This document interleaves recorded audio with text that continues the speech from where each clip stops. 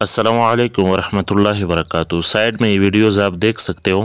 آج جو نائب محتمم دارالعلوم حقانی کوڑا خٹک مولانا حامد الحق حقانی صاحب کا آج جنازہ ہوا، تو اس میں کثیر تعداد میں لوگوں نے وہ شرکت کی۔ سائڈ میں یہ ویڈیوز، اس میں آپ وہ مناظر دیکھ سکتے ہوں گے، تو کافی وہ بڑے تعداد میں لوگوں نے اس میں شرکت کی، اور واقعہ ہی ایسا تھا کہ بڑے مظلومانہ طریقے سے ان کو شہید کیا گیا، اور وہ بھی جمعہ کے دن۔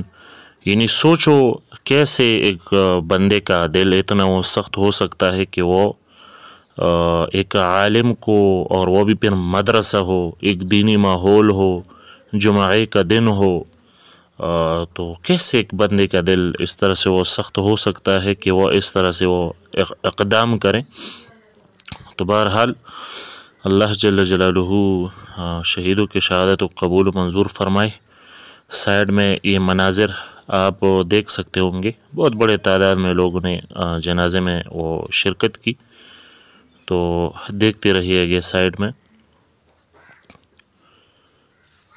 یہ مولانا حامد الحق حقانی صاحب، وہ بڑے معتدل عالم تھا، اور ان کی کچھ ویڈیوز میں نے وہ ارادہ کیا ہے کہ آپ کے ساتھ شیئر کروں گا انشاءاللہ نظریات کے حوالے سے۔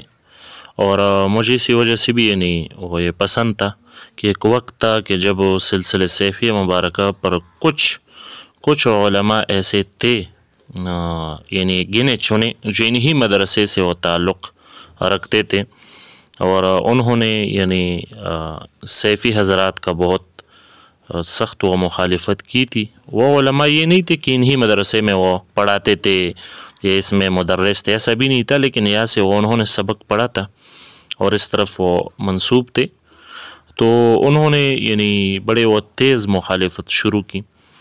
تو اس دور میں نے دیکھا کہ مولانا حامد الحق حقانی صاحب، انہوں نے وہ اس چیز کی وہ پرواہ نہیں کی، اور جب وہ شیخ الاسلام امام المناظرین شیخ غلام حضرت شہید رحمہ اللہ، جو کہ ہمارے سلسلہ سیفیہ کا بہت بڑا عالم تھا، تو ان کے یاد سے منعقد جو جلسہ و محفل تھا، تو اس میں مولانا حامد الحق حقانی صاحب نے وہ باقاعدہ شرکت کی اور اپنا رابطہ ظاہر کیا۔